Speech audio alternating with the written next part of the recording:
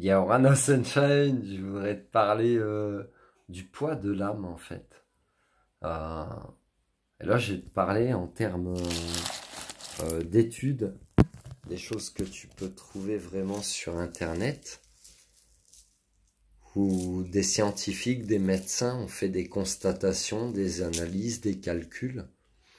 Et dans ces études, tu vas y comprendre, et c'est ce que démontrent ces médecins, c'est que quand quelqu'un décède, il va y avoir moins d'air dans les poumons, donc moins de poids, moins de volume sur ton corps. Euh, Tes intestins vont potentiellement aussi libérer certaines choses. Et ils ont fait leur constatation, et en fonction du poids d'un patient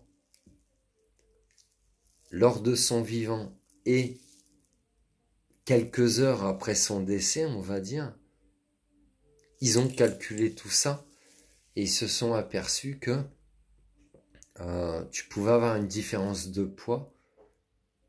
Et en fait, c'est comme si les scientifiques ou la médecine moderne commençaient à prendre conscience que dans ton corps, en dehors de tout ce qu'il y a physique, des fluides, des différents fluides, l'eau, l'air, tout ce qu'il y a en toi,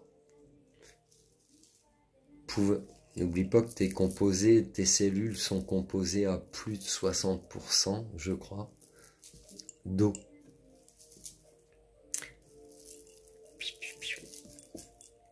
Et en fait, du coup, c'est comme si les scientifiques ou la médecine moderne commencent à étudier ou peut-être à accepter l'existence, en fait, de quelque chose qui est à l'intérieur de toi, qu'on appelle une âme.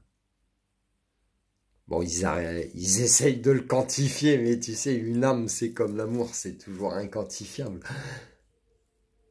Mais quoi qu'il se passe, l'humain, en fait, peut-être dans son mode cartésien, protocolaire, non, pensée unique, si ça se passe pas comme on me l'a enseigné ou comme je le crois, non, ça ne peut pas exister. Donc ces modes de pensée-là sont une fermeture de conscience, si tu veux. Tu veux ouvrir ta conscience, dis-toi que tout est possible. On n'est pas invincible et maître de l'univers, on n'a pas la science infuse et que il y a plein de choses que on peut penser, croire à certains moments donnés dans notre vie, mais qui en fait, quand tu vas évoluer, ou quand l'humain, la conscience collective va évoluer, elle s'apercevra que tout ce qu'elle a pu penser, croire, n'était que des croyances limitantes et ou peut-être inculquées de différentes manières.